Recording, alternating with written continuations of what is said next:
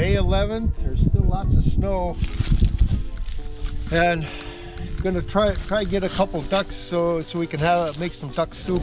For 6 years, one of television's most beloved wilderness legends simply vanished.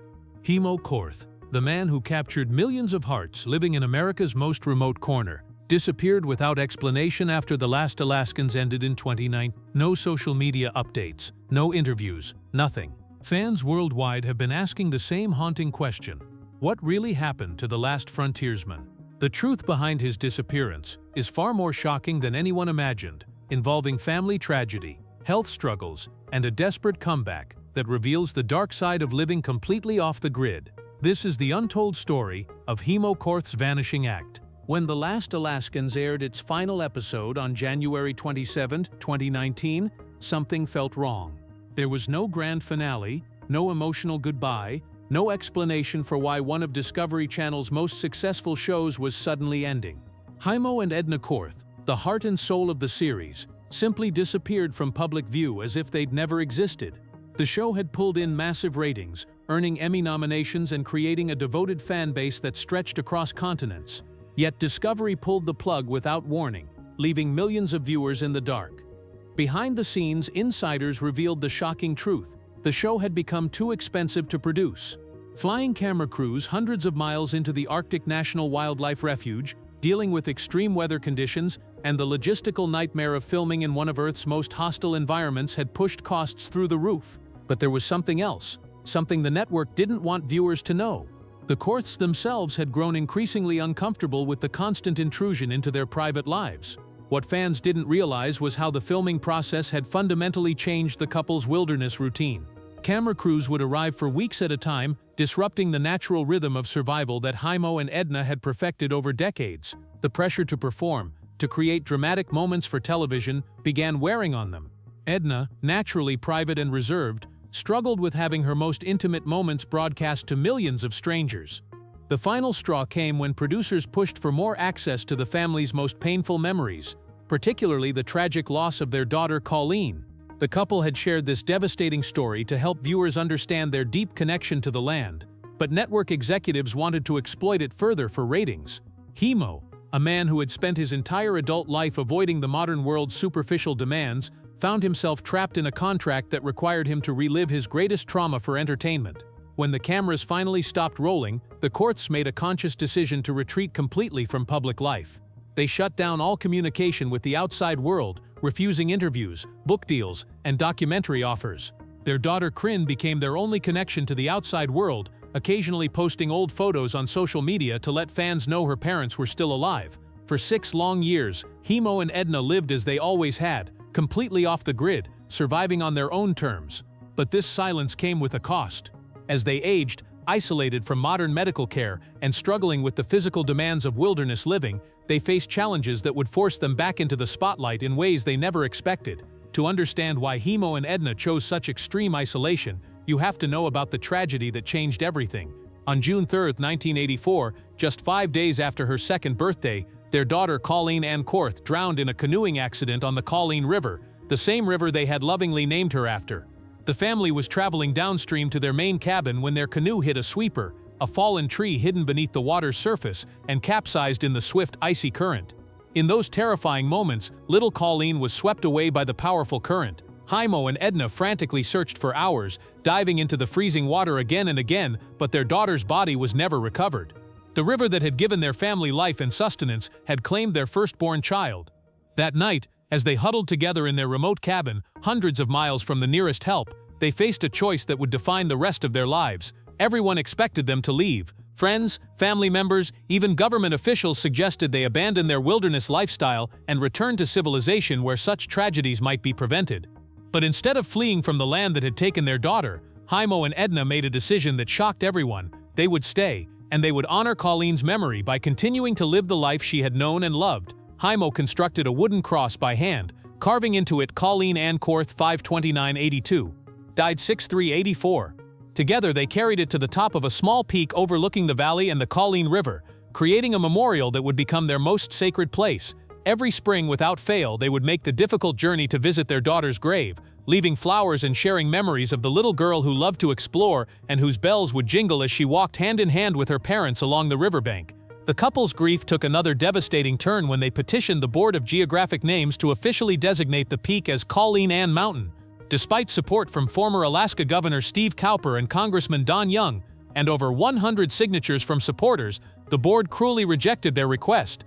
Their reason: Colleen was of no historical significance. The bureaucratic dismissal of their daughter's memory felt like pouring salt in an already unbearable wound. This rejection deepened their distrust of government institutions and reinforced their belief that the wilderness was the only place where their daughter's spirit could truly be honored.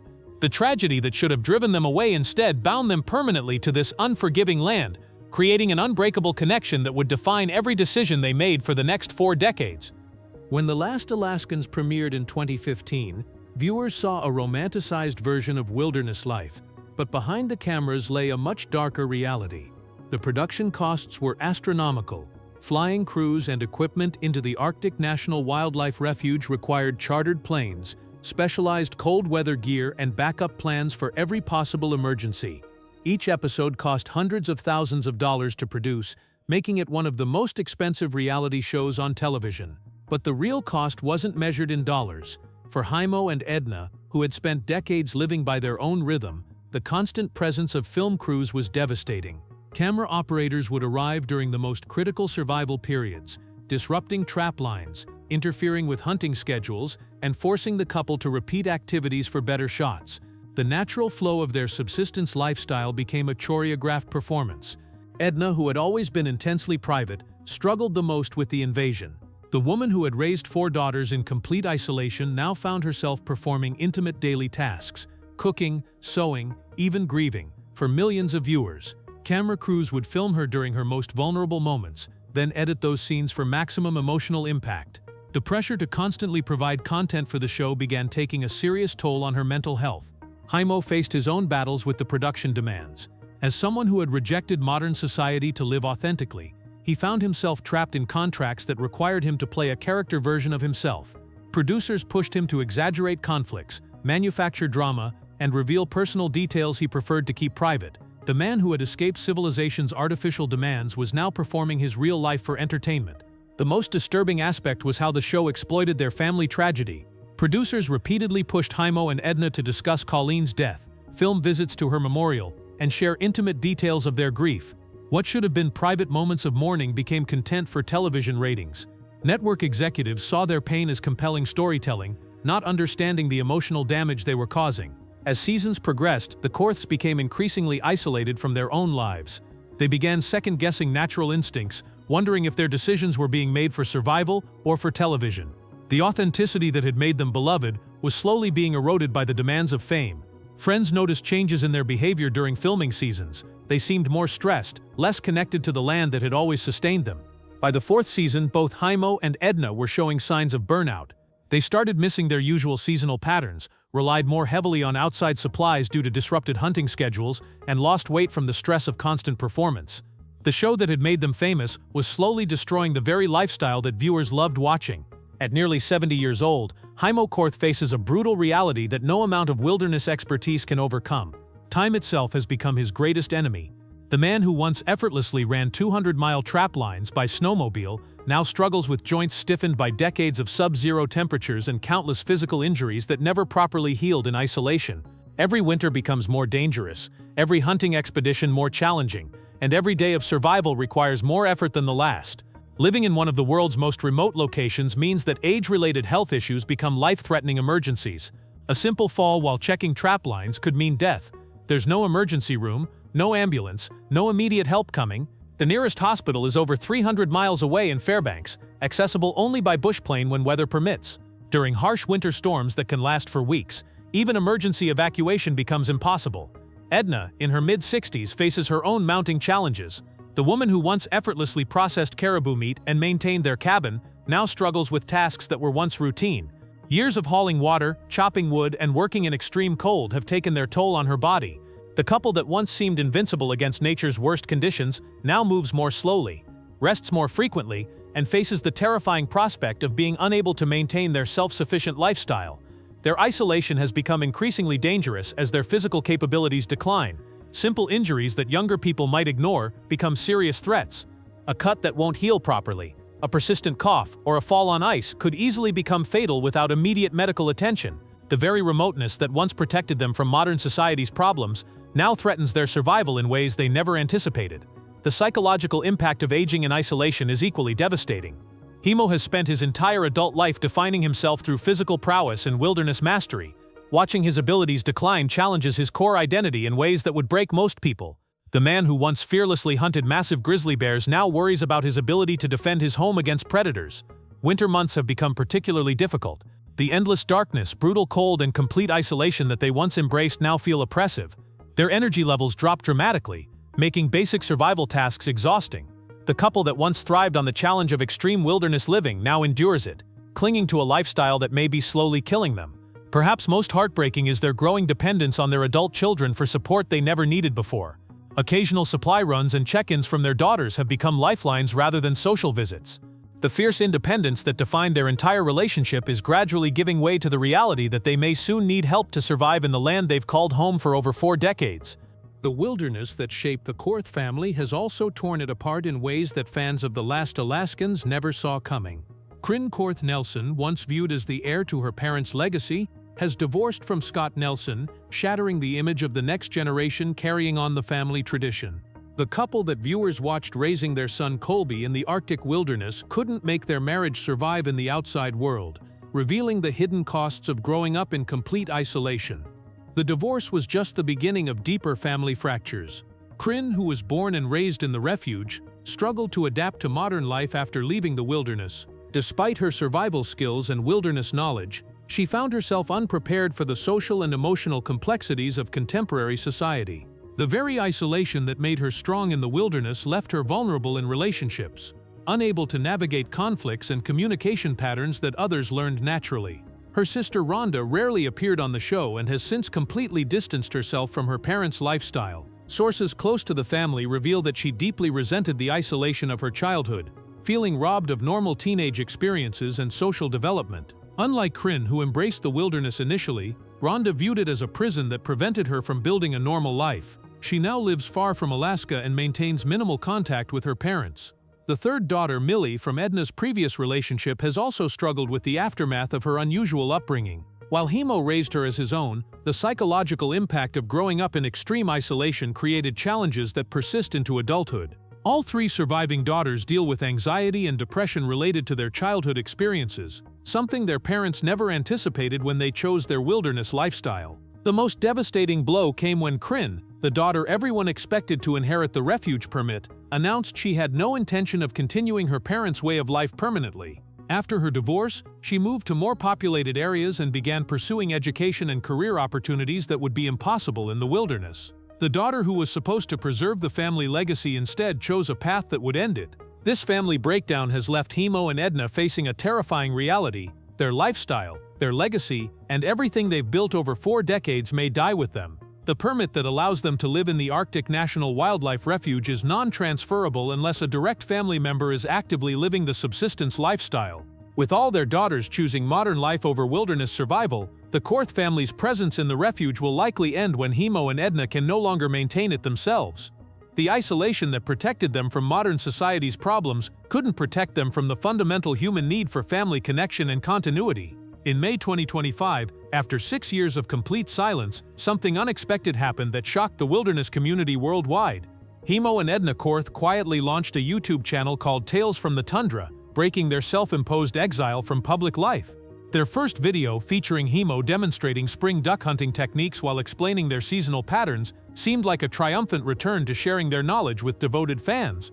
But the real story behind their comeback reveals a much darker truth. The polished veneer of their YouTube content couldn't hide the underlying desperation driving their return to public attention. Close observers noticed subtle but alarming changes in both Heimo and Edna's appearance and behavior. Heimo moved more slowly, his once confident voice occasionally trembling with age and exhaustion. Edna appeared frail and tired, a stark contrast to the resilient woman viewers remembered from the Last Alaskans. Behind the scenes, sources reveal that financial pressures forced their hand. Living completely off the grid had always been challenging, but as their physical abilities declined, they found themselves increasingly dependent on expensive supplies and equipment they couldn't provide for themselves. Emergency medical evacuations, specialized gear for aging bodies, and backup food supplies had drained their modest savings accumulated from the television show. The YouTube channel wasn't a creative choice, it was a financial lifeline. With limited income sources in the wilderness and no traditional retirement savings, the couple desperately needed revenue streams that didn't require physical labor. Their hope was that monetizing their wilderness knowledge and loyal fan base could provide the income necessary to support their declining years in isolation. But the deeper motivation was even more heartbreaking. With all their daughters living modern lives far from Alaska, Heimo and Edna faced the prospect of aging alone in the wilderness with no support system. The YouTube channel represented their attempt to maintain connection with the outside world while still preserving their independence. They hoped that by sharing their knowledge they might inspire someone else to carry on their lifestyle, ensuring their legacy wouldn't die with them. The timing of their return also coincided with increasing pressure from government agencies questioning their ability to maintain their refuge permit. As climate change and wildlife protection concerns grow, authorities have become more scrutinizing of the few remaining permitted residents. The Korths needed to demonstrate that they were still actively living the subsistence lifestyle required by their permit, not just surviving in isolation. Their YouTube comeback represents a tragic irony. The couple who rejected modern society's intrusions into their private lives was now voluntarily sharing intimate details of their daily existence with strangers online. The very technology and connectivity they had spent decades avoiding had become their only hope for financial survival and human connection in their twilight years. The 6-year silence that followed the Last Alaskans cancellation wasn't just about privacy or recovery from fame.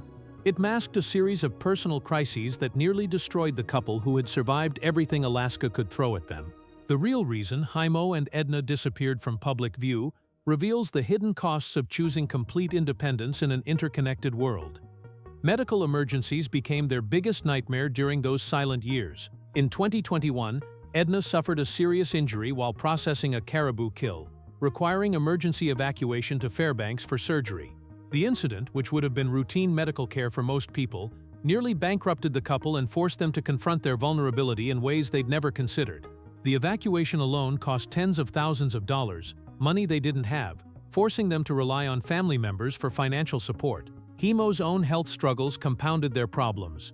Years of physical labor in extreme conditions had led to severe arthritis and joint problems that made basic survival tasks increasingly difficult. The man who once effortlessly hauled hundreds of pounds of gear across frozen wilderness now struggled to maintain their trap lines. His declining physical condition meant longer recovery times from injuries and increased dependence on outside supplies they couldn't afford. The psychological toll of aging in isolation proved even more devastating than physical challenges. The couple that had thrived on self-reliance found themselves increasingly dependent on others for survival. Heimo, whose identity was built around being the ultimate frontiersman, battled depression as his capabilities declined. Edna struggled with anxiety about medical emergencies and their ability to continue their lifestyle. Financial desperation drove many of their decisions during this period. With no traditional retirement savings and limited income sources, they faced impossible choices between maintaining their lifestyle and ensuring their survival. The modest royalties from James Campbell's book and residuals from The Last Alaskans weren't enough to cover increasing costs of remote living as they aged. Their silence also protected them from something else, the judgment of fans who might not understand their struggles. The couple feared that revealing their health problems and financial difficulties would destroy the image of wilderness mastery that millions of people found inspiring. They chose isolation over admitting that even the most prepared survivalists eventually succumb to age and circumstance. The breaking point came when they realized their permit to live in the refuge might be revoked if authorities determined they could no longer maintain the required subsistence lifestyle. Government inspections and bureaucratic requirements they'd largely ignored for decades suddenly became existential threats to their home.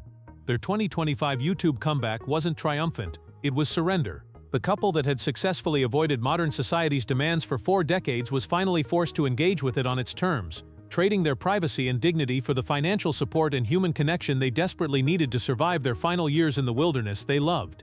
Heimo and Edna Korth's story reveals the heartbreaking truth about America's last frontiersmen. Even the strongest eventually face battles they cannot win alone. Their journey from television stars to forgotten legends to desperate YouTube creators exposes the real cost of complete independence in a modern world. As they struggle with aging, isolation, and financial pressure, their legacy hangs in the balance. The wilderness that gave them everything may ultimately claim them too, leaving behind only memories of what it meant to truly live free. Their tale serves as both inspiration and warning about the price of choosing the path less traveled.